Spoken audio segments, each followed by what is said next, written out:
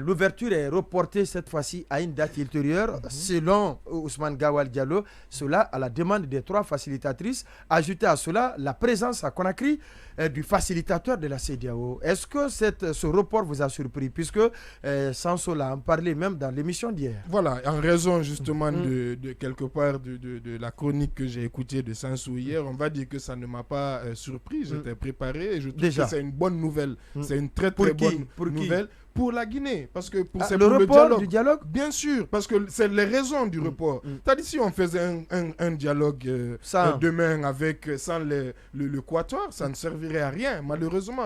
Mais bien entendu. Mais pourtant, d'autres leaders politiques estiment qu'il ne faut pas qu'on prenne ce dialogue en otage par le fait de quelques éléments. Oui, moi-même je l'estime, mais la réalité des faits aussi, c'est quoi? C'est que ces éléments-là, ce sont pour le moment incontournables. Ce sont eux les poids lourds et du moment. Et ce sont eux qui sont véritablement opposés. Donc c'est avec eux que le dialogue est plus important. Parce que les autres, c'est vrai qu'ils ont leur position, qui ne sont pas, contrairement à ce qui se dit, qui ne sont pas à 100% les positions du CNRD, mais sur les grands axes quand même, et les plus grandes oppositions, c'est ce quator, c'est ce quator-là, et c'est une bonne chose qu'il soit reporté, en espérant que les facilitatrices et le médiateur, parce que juste les facilitatrices, ils n'allaient jamais réussir à les faire revenir, parce qu'ils avaient été clairs. Ils avaient été clairs. Le contenu de leurs différents maintenant, je pense qu'avec... disait long. Exactement. Maintenant, peut-être que la présence quand même du médiateur et l'onction donc de la CEDEAO peut peser sur la balance pour les rassurer au moins de venir au moins sur la table de négociation. C'est cela. Diriger, à mon avis, c'est cela. Ce n'est pas dire que quand j'annonce une décision, je ne bouge pas. Il faut que ça s'impose à tout le monde. Non. Pourtant, c'est le credo du colonel Amara Camara. Nous ne reculerons devant rien. Ça ne marche pas, en fait. Diriger, un bon président peut reculer quand c'est nécessaire. Un bon président peut reculer quand c'est nécessaire. Un bon premier ministre... D'accord, un bon responsable doit reculer quand c'est nécessaire. En fait, ça vous grandit en réalité. Lorsque vous avez pris une décision, vous vous rendez compte qu'elle n'est pas partagée, elle n'est pas acceptée. Vous décidez d'écouter le peuple, d'écouter ceux pour qui vous travaillez. Je crois qu'il n'y a rien de gênant dans ça. Même cette démarche, les facilitatrices doivent être capables de dire au président, si ceux qui nous rejettent, parce que vous nous avez dit quand même d'aller chercher même ceux qui sont les plus réticents. Si on se rend compte que même ces réticents-là n'ont pas envie de nous recevoir pour X ou Y raison, nous estimons qu'on peut prendre en compte quelques éléments si nous estimons que c'est indispensable pour la bonne marche de ce dialogue. On peut les écouter, les préalables demandés. Les facilitatrices peuvent proposer même au président, bon, choisissons des facilitateurs pour chaque camp pour qu'on puisse enfin démarrer justement ce dialogue. C'est possible. Sinon, on a fait combien de dialogues? On a trouvé des noms, des sémantiques, ça ne bouge pas. Parce qu'on sait que le véritable dialogue inclusif n'a jusqu'à présent pas eu lieu. Il n'y a aucune honte à cela. Il faut reculer. Il faut aller. L'expression qui a coûté. Mais bien sûr. La Kinine, l'ancien Premier ministre. Malheureusement, alors que ce n'était pas nécessaire. On peut écouter les gens, on peut discuter. Cessons. En tout cas, je suppose que vous battez pour les mêmes raisons.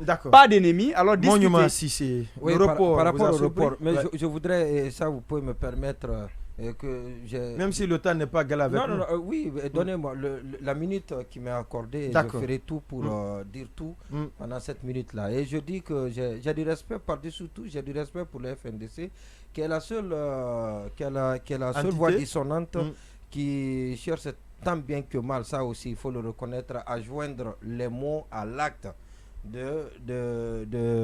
à l'acte sur le terrain, et je pense que c'est bon pendant que les autres ont peur. Non, il y a eu des déclarations de soutien là, Lamine Monument. Oui, ça ne suffit pas, c'est le FNDC qui appelle à manifester. Mais très certainement, l'étape suivante. Soutenir et prendre l'initiative de marcher fondeux. Je suis d'accord avec vous. Le courage du FNDC est à féliciter. Même si la structure est dissoute.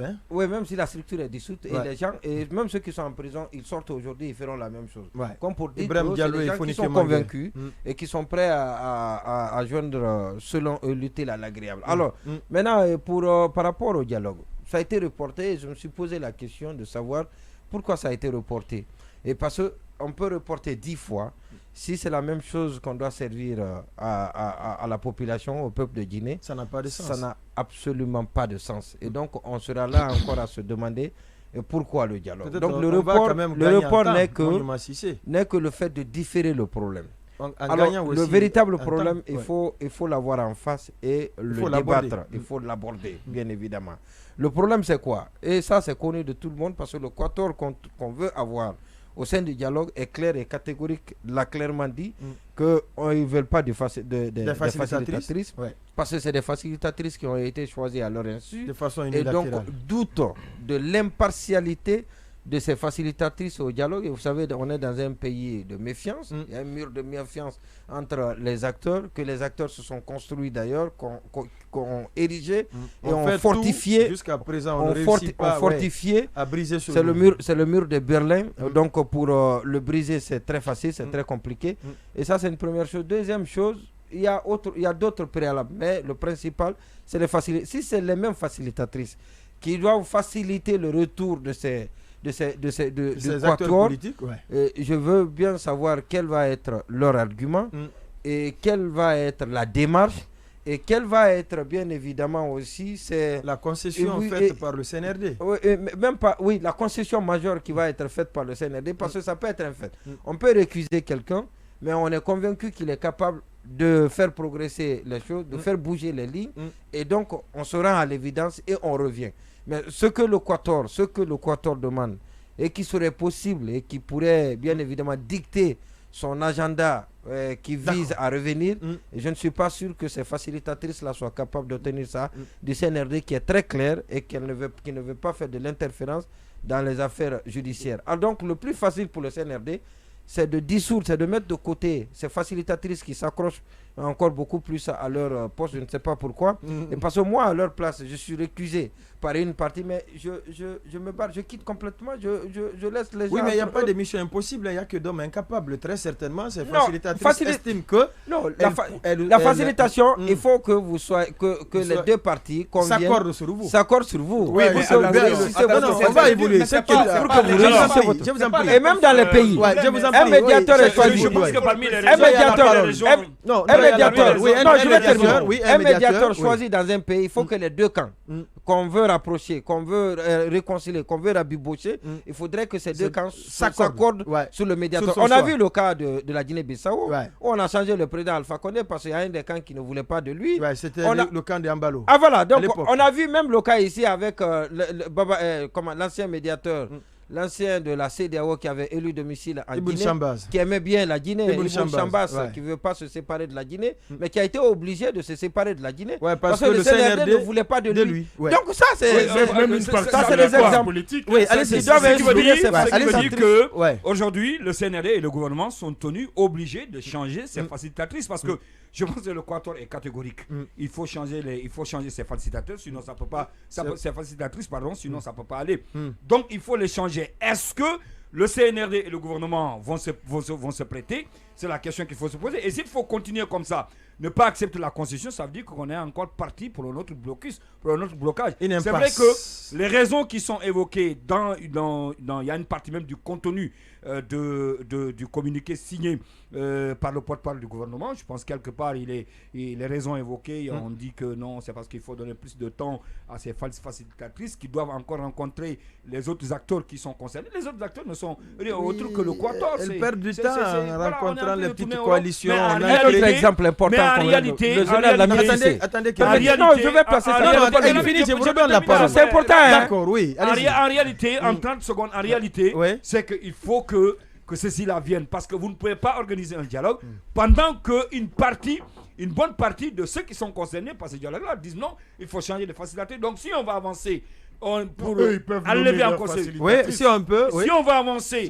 et pour ne pas peut-être se buter encore à d'autres obstacles, je pense qu'il faut aller vers cette concession là. Oui, un autre exemple. Voilà, cet autre exemple important. Le général Lamine Cissé, lui aussi, il avait été, après les élections, a été choisi comme facilitateur pour les élections législatives, dont l'organisation, on le sait, est anthologique dans notre pays, parce que c'est à la suite de plusieurs manifestations et violentes. Donc, il a été récusé par l'UFDG qui a estimé à l'époque qu'il était très proche du camp d'Alpha Condé. Il s'est désisté lui-même. Pourquoi les facilitatrices là ne peuvent pas faire la même chose? Bon sang, mais il faut se désister, il faut quitter. Si on ne veut pas de vous. Non, mais l'opposition. Non, attendez, permettez. Non, attendez, c'est important. Je vous ai donné beaucoup d'exemples. Je suis d'accord avec vous. On ne veut pas de vous. Le problème, c'est que vous cherchez dans la facilitation. Le Quatuor dit qu'il ne veut pas de ces facilitatrices à cause de la façon dont elles ont été désignées. Justement. Le Quatuor ne récuse pas leur niveau, leurs compétences. Pas du tout. Mais c'est la façon. C'est la manière. Ni leur moralité également. Même si on avait nommé les imams. Elles peuvent être des même si on avait nommé des imams dans les conditions, maintenant que le pouvoir permet aussi la même réaction. Oui, bien sûr, c'est ce que je veux dire. Les facilitatrices, elles peuvent être des facilitatrices pour le CNRD. Que le CNRD permette aussi au Quatuor ou à l'opposition de choisir ses facilitateurs. Exactement. Sinon, ce n'est pas le niveau, ce n'est pas la qualité, ce n'est pas la moralité également non plus. Qui ont été récusés. Mais la façon comme vous l'avez dit. Si le CNRD ne veut pas obtempérer, mais que ces facilitatrices-là démissionnent. C'est aussi simple que ça. Allez-y, Boubacar Samsobari. Le temps pour l'invité de s'installer.